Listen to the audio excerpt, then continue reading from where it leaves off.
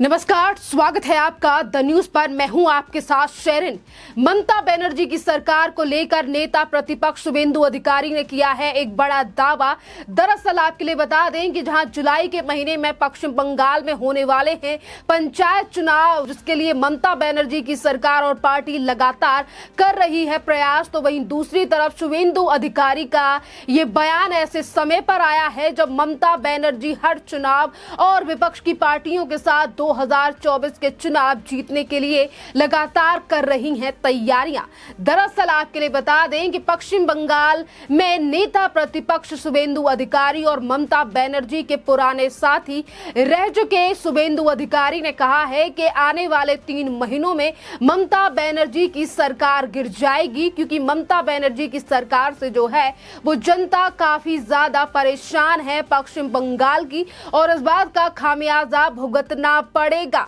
आपके लिए बता दें कि जहां एक तरफ ममता बनर्जी की सरकार को लेकर शुभेंदु अधिकारी ने कहा है कि ये सरकार जो है वो 3 महीनों में गिर जाएगी, तो वहीं दूसरी तरफ जिन लोकसभा चुनावों को लेकर ममता बनर्जी ने विपक्ष की पार्टियों के साथ मिलाया है हाथ, लोकसभा के चुनाव को लेकर भी शुभेंदु अधिकारी ने कहा है कि इस बार भारतीय जनता पार्टी पश्चिम बंगाल की लोकसभा सीटें जो कि 42 हैं, इसमें से 36 सीटें जीतेगी और 36 सीटों पे एक बड़ी जीत जो है वो दर्ज करेगी भारतीय जनता पार्टी, क्योंकि जिस तरीके से भ्रष्टाचार और तमाम चीजें आज पश्चिम बंगाल में दिख रही हैं, इसका नतीजा जो है वो लोकसभा के चुनावों में देखने के लिए मिलेगा। आपके लिए बता दें कि जहां एक तरफ ममता बनर्जी की सरकार को लेकर इस तरीके से दावा किया गया है शुभेंदु अधिकारी की तरफ से, तो वहीं दूसरी तरफ ये उस समय पर इस तरीके की बातें की गई हैं शुभेंदु अधिकारी की तरफ से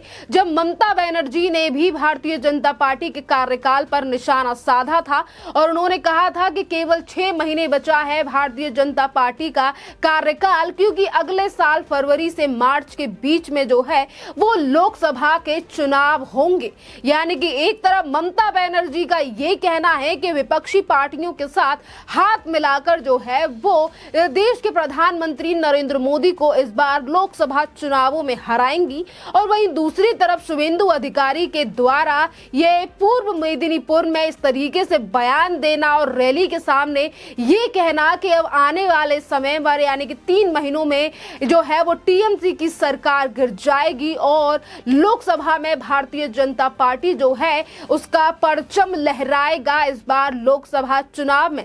आपके लिए बता दें कि जहां एक तरफ टीएमसी और बीजेपी एक दूसरे के ऊपर हमलावर हैं, तो वहीं दूसरी तरफ आपके लिए बता दें कि 9 जुलाई को होने वाले हैं पश्चिम बंगाल में पंचायत के चुनाव, और इन पंचायत चुनावों को लेकर एक तरफ ममता बनर्जी का कहना है कि इन पंचायत चुनावों में टीएमसी जीत हासिल करेगी, तो वहीं दूसरी तरफ भारतीय जनता पार्टी का भी यही दावा है कि टीएमसी सरकार और उनके नेताओं से पश्चिम बंगाल के लोगों का जो है वो भरोसा उठ गया है। आपके लिए बता दें कि इस पूरी बयानबाजी के बीच में टीएमसी के प्रवक्ता जो हैं कुणाल घोष, उन्होंने कहा है कि बीजेपी हताश है और इसीलिए इस तरीके की टिप्पणियां कर रही है। आपके लिए बता दें कि जहां एक तरफ हताशा का नाम दिया जा रहा है बीजेपी के इन बयानों को, बीजेपी के नेताओं के इस बयानों को, तो वही हम आपके लिए बता दें कि ममता बनर्जी के कई नेताओं के ऊपर सीबीआई से लेकर ईडी की जांच चल रही है, और जैसे जैसे ये जांच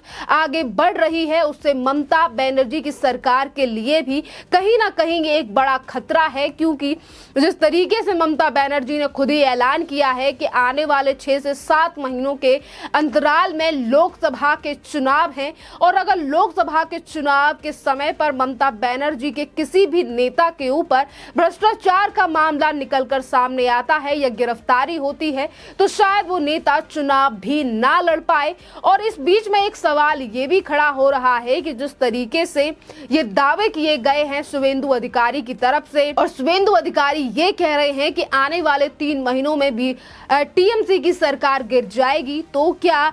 महाराष्ट्र जैसा खेला होने वाला है पश्चिम बंगाल में? क्या बीजेपी के संपर्क में टीएमसी के के कुछ नेता तो नहीं है और इसीलिए वो शायद इस तरीके से बात जो है वो कह रहे हैं कि आने वाले समय में ममता बनर्जी की सरकार जो है वो गिर जाएगी। सियासी गलियारों में तो अब तक यही खबर सामने आ रही है कि शायद बीजेपी कोई बड़ा मास्टर स्ट्रोक भी जो है वो पश्चिम बंगाल में खेल सकती है ममता बनर्जी के खिलाफ, जिसकी शायद ममता बनर्जी को अभी तक खबर भी नहीं है। आपके लिए बता दें कि ममता बनर्जी ने कहा कि ये सेमीफाइनल है, मैं कहती हूं कि क्वार्टर फाइनल है, यानी कि सेमीफाइनल जो है वो ममता बनर्जी इन पंचायत चुनाव को कह रही हैं और वहीं शुभेंदु अधिकारी का कहना है कि ये पंचायत की जो चुनाव है ये क्वार्टर फाइनल है और जब तक मैं तृणमूल यानी कि टीएमसी में था मैं उनका प्रचारक था, अब क्या होगा, इस बार हम 3 महीने में आपको अलविदा कह देंगे और भतीजे को हमारे पास छोड़ दो, चोरों को जेल भेजा जाएगा। जी हाँ, टीएमसी को चोर करार दिया गया है, चोरों के नाम से बुलाया गया है शुभेंदु अधिकारी की तरफ से और वो ये कह रहे हैं कि भतीजे यानी कि अभिषेक बनर्जी जो कि टीएमसी के सांसद हैं और उनके लिए कहा गया है कि उसे हमारे पास छोड़ दो और चोरों को जेल भेजेंगे। दरअसल आपके लिए बता दें कि आवास योजना को लेकर टीएमसी की शिकायतों के जवाब में शुभेंदु अधिकारी ने कहा है कि हमारा लक्ष्य पंचायत चुनावों से चोरों को मुक्त कराना है, हमने आवास योजना का पैसा नहीं रोका, मैंने चोरी पकड़ ली, पंचायत चुनाव के बाद बीजेपी आई तो नई सूची होगी, हम चोरों को जेल भेज के रहेंगे। यानी कि ममता बनर्जी के नेताओं के ऊपर काफी ज्यादा जो आरोप हैं और जांच जो एजेंसियां कर रही हैं उसको लेकर भी आज लगातार बीजेपी जो है वो हमलावर है इन तमाम मुद्दों को लेकर। आपके लिए बता दें कि पश्चिम बंगाल में कई ऐसी योजनाएं हैं केंद्र सरकार की जो कि पश्चिम बंगाल की टीएमसी सरकार ने अभी तक लागू नहीं की है, जिनको लेकर कई बार जो है वो सवाल भी उठाए जाते हैं पश्चिम बंगाल की जनता की तरफ से, चाहे फिर वो पीएम आवास योजना हो या फिर इसके अलावा तमाम और ऐसी योजना जिनसे कई गुना ज्यादा फायदा हो सकता है पश्चिम बंगाल के लोगों को, पर ममता बनर्जी उन्हें जमीनी स्तर पर लागू नहीं देती हैं जो पैसा और योजनाएं केंद्र सरकार की तरफ से भेजी जाती हैं। आपके लिए बता दें कि जहां एक तरफ ममता बनर्जी 2024 के चुनावों को लेकर ये कहना है उनका कि इस बार जो है वो टीएमसी जीत हासिल करेगी और वहीं बीजेपी को कुछ नहीं मिलेगा,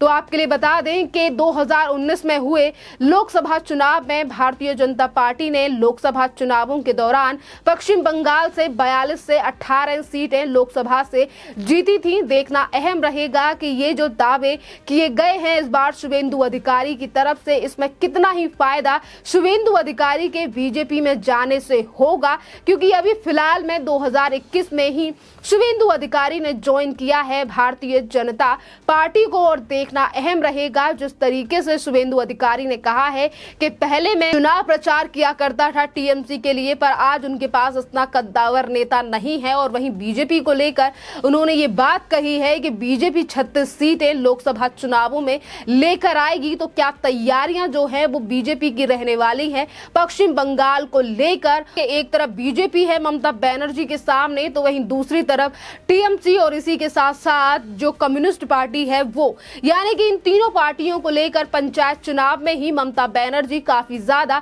हताश दिखाई दे रही हैं और वो ये तक कह रही हैं कि ये तीनों पार्टियां हमारी सरकार और हमारी पार्टी के खिलाफ गठबंधन करेंगी। तो वहीं देखना अहम रहेगा कि 2024 के चुनावों के लिए बीजेपी की क्या तैयारियां रहती हैं और वहीं दूसरी तरफ लोकसभा चुनावों को लेकर एक तरफ जहां अन्य पार्टी यानी कि जेडीयू के नेताओं का ये कहना है कि लोकसभा चुनाव में पश्चिम बंगाल में कांग्रेस और टीएमसी करेंगी अलायंस, तो क्या ममता बनर्जी चलेंगी जेडीयू के नेता के कहने वाली राह पर या फिर ममता बनर्जी फिर एक बार लोकसभा 2019 के लोकसभा चुनाव की तरह कांग्रेस का दामन थामकर जो है वो चुनाव लड़ेंगी पश्चिम बंगाल में। खैर इसी के साथ सियासी गलियारों में लगातार इस बात की भी चर्चा हो रही है कि शुभेंदु अधिकारी के दावे के अनुसार पश्चिम बंगाल की सरकार जो है वो गिरेगी 3 महीनों में या फिर नहीं। खैर इस पूरे मामले पर आपकी जो भी राय हो आप हमें कमेंट करके जरूर बताइए। धन्यवाद।